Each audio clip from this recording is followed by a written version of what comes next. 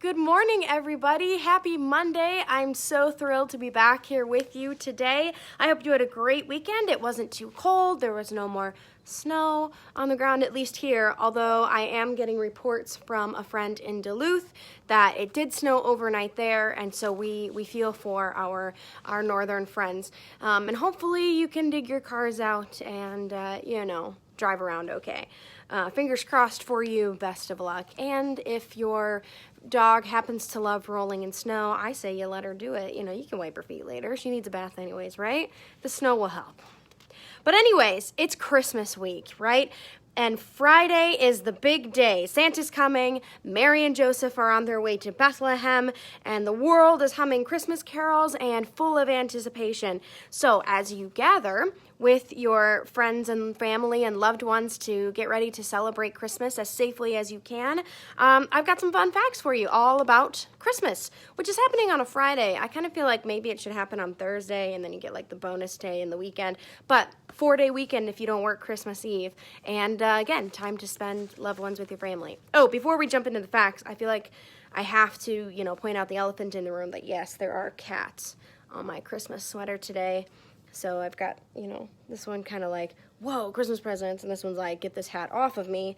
And then, as we go further down, there's one who kind of like speaks to my soul. It's this one, I don't know if you can see it. He's like, Christmas food, Christmas treats. Yeah, I feel that one, just Christmas. Yeah.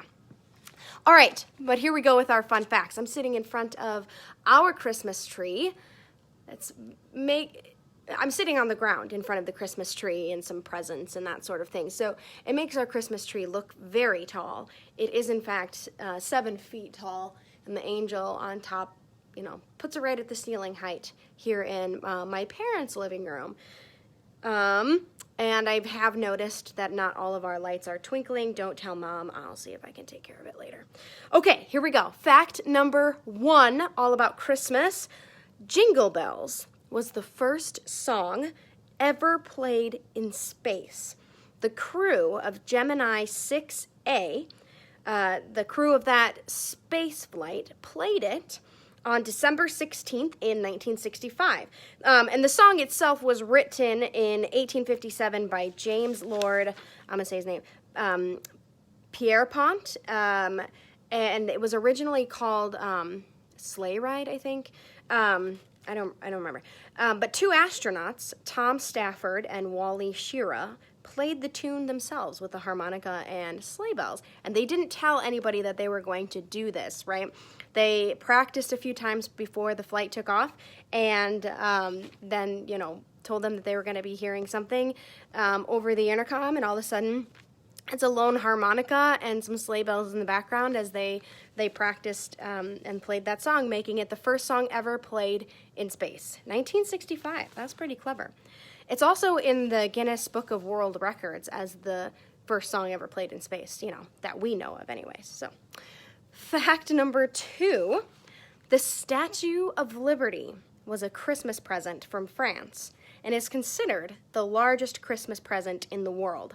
It was gifted in 1886, and the Statue of Liberty stands over 150 feet tall and weighs 225 tons. Now, if somebody wants to do the math for me and figure out how much wrapping paper that is, that would be great. Be sure to let me know. Send me a message or comment below here if you figure out how much wrapping paper would be in tape, if you want to figure out how much tape too. How much wrapping paper and tape would be needed to wrap the Statue of Liberty? Fact number 3, the first Christmas tree in the Rockefeller Center in New York City went up in 1931. But it didn't have any bulbs or ornaments. It was actually set up by construction workers who were working in the area and wanted a tree set up. It was 20 foot tall, just a tree that they placed in the Rockefeller Center while they were there working. The tradition actually didn't get started until 2 years later when a 50-foot tree was placed in the Rockefeller Center, and this one had lights on it. So that's what kicked off the the tradition of the big tree in Rockefeller Center. Now, if you've ever seen it and you have pictures of it that you could share, that would be really cool too. I've never seen it. I've only been to New York once, and it was not around Christmas time. So, put that on the bucket list. But today, according to Time, the tree each year has more than 25,000 light bulbs, right? So we know that if you've seen Christmas Vacation, that the Griswolds had probably a 50-foot tree in their living room and had 25,000 lights on their house, which caused a minor power outage. But I'm sure New York City's got it all figured out, and, they routed all of the wires and the lights and the outlets correctly, so there's no need to have the massive amounts of plugins in one outlet. But I'm just glad I don't have to check 25,000 lights. We only have, I don't know, maybe a couple hundred. I'm not counting them. Okay, fact number 4 starts with a question. Does your family have any baking traditions or gingerbread house building contests? If so, you might consider competing to build the largest gingerbread house. And here's the record to beat. The largest gingerbread house ever built was in Bryan, Texas, and it was almost as big as a real house. A group from Traditions Club in Bryan constructed it, right? So it was 160 feet long, it was 42 feet wide, and 10.1 feet tall.